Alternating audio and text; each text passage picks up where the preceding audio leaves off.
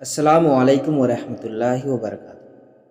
ناظرین، بیان کیا جاتا ہے کہ غزوہ خیبر کے موقع پر ایک چرواہا حضور صلی اللہ علیہ وسلم کی خدمت میں حاضر ہوا۔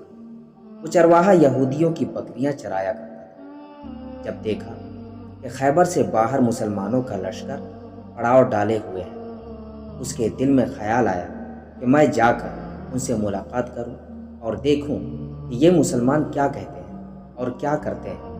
چنانچہ بکریاں چراتا ہوا مسلمانوں کے لشکر میں پہنچ گیا اور ان سے پوچھا، تمہارا سردار کہاں ہے؟ صحابہ کرام رضی اللہ تعالیٰ عنہم اجمعین نے بتایا کہ ہمارے سردار حضور صلی اللہ علیہ وسلم اس خیمے کے اندر ہے۔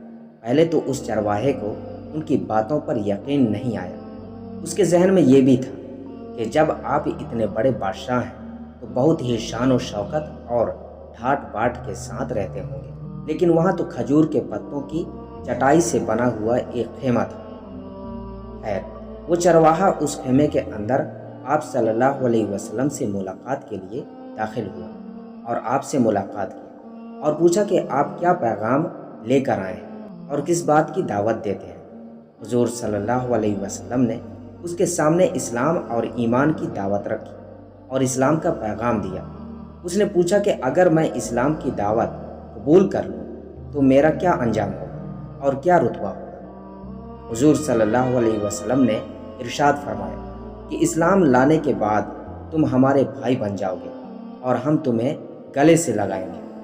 اس چرواہے نے کہا کہ آپ مجھ سے مذاق کر رہے ہیں، میں کہاں اور آپ کہاں؟ میں ایک معمولی سا چرواہا ہوں اور میں ایک سیاہ فام انسان ہوں، میرے بدن سے بدبو آ رہی ہے، ایسی حالت میں آپ مجھے کیسے گلے لگا سکتے ہیں؟ حضور صلی اللہ علیہ وسلم نے فرمایا کہ ہم تمہیں ضرور گلے سے لگائیں گے اور تمہارے جسم کی سیاہی کو اللہ تعالیٰ مٹا دے گا اور اللہ تعالیٰ تمہارے جسم سے اٹھنے والی بدبو کو خوشبو سے تبدیل کر دیں گے۔ یہ بات سن کر وہ فوراً مسلمان ہو گیا اور کلمہ شہادت پڑھ لیا۔ پھر حضور صلی اللہ علیہ وسلم سے پوچھا، یا رسول اللہ صلی اللہ علیہ وسلم، میں کیا کروں؟ آپ صلی اللہ علیہ وسلم نے فرمایا کہ تم ایسے وقت پر ایمان لائے ہو کہ نہ تو اس وقت کسی نماز کا وقت ہے کہ تم سے نماز پڑھواؤں اور نہ ہی روزے کا زمانہ ہے کہ تم سے روزہ رکھواؤں۔ زکوٰۃ تم پر فرض نہیں ہے۔ اس وقت تو صرف ایک ہی عبادت ہو رہی ہے جو تلواروں کی چھاؤں میں انجام دی جاتی ہے، وہ ہے جہاد فی سبیل اللہ۔ اس چرواہے نے کہا، یا رسول اللہ صلی اللہ علیہ وسلم، میں اس جہاد میں شامل ہو جاتا ہوں، لیکن جو شخص جہاد میں ہوتا ہے اس کے لیے دو میں سے ایک صورت ہوتی ہے، یا غازی یا شہید۔ تو اگر میں اس جہاد میں شہید ہو جاؤں تو آپ میری کوئی ضمانت لیجئے۔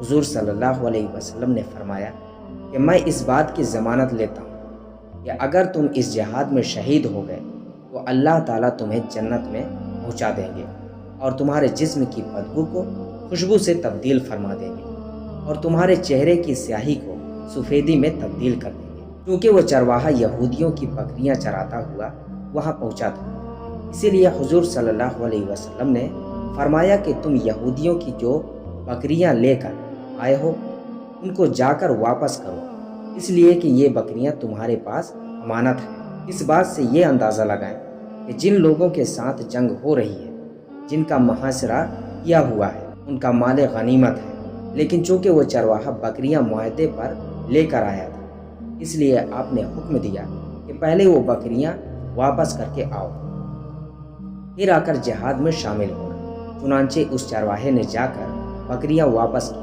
اور واپس آ کر جہاد میں شامل ہوا اور شہید ہو گیا۔ جب جنگ ختم ہو گئی تو حضور صلی اللہ علیہ وسلم لشکر کا جائزہ لینے گئے۔ ایک جگہ آپ نے دیکھا کہ صحابہ کرام رضی اللہ تعالیٰ عنہم اجمعین کا مجمع اکٹھا ہے۔ جب آپ قریب پہنچے تو ان سے پوچھا کہ کیا بات ہے؟ صحابہ رضی اللہ تعالیٰ عنہم اجمعین نے فرمایا، جو لوگ جنگ میں شہید ہو گئے ہیں ان میں سے ایک آدمی ایسا بھی ہے کہ جس کو ہم میں سے کوئی نہیں پہچانتا۔ آپ صلی اللہ علیہ وسلم نے فرمایا کہ مجھے دکھاؤ۔ جب آپ نے دیکھا تو آپ نے فرمایا، تم اس شخص کو نہیں پہچانتے، مگر میں اس شخص کو پہچانتا ہوں، یہ چرواہا ہے اور یہ وہ عجیب و غریب بندہ ہے جس نے اللہ کی راہ میں ایک بھی سجدہ نہیں کیا اور میں اس بات کی گواہی دیتا ہوں کہ اللہ تعالیٰ اس کو سیدھا جنت الفردوس میں پہنچا دیا ہے، اور میری آنکھیں دیکھ رہی ہیں کہ ملائکہ اس کو غسل دے رہے ہیں اور اس کی سیاہی سفیدی میں تبدیل ہو گئی ہے اور اس کی بدبو خوشبو سے بدل گئی ہے۔ تو ناظرین، یہ واقعہ مکمل ہوا۔ اب ملتے ہیں اگلی ویڈیو میں، تب تک کے لیے دعا کی درخواست کے ساتھ اللہ حافظ۔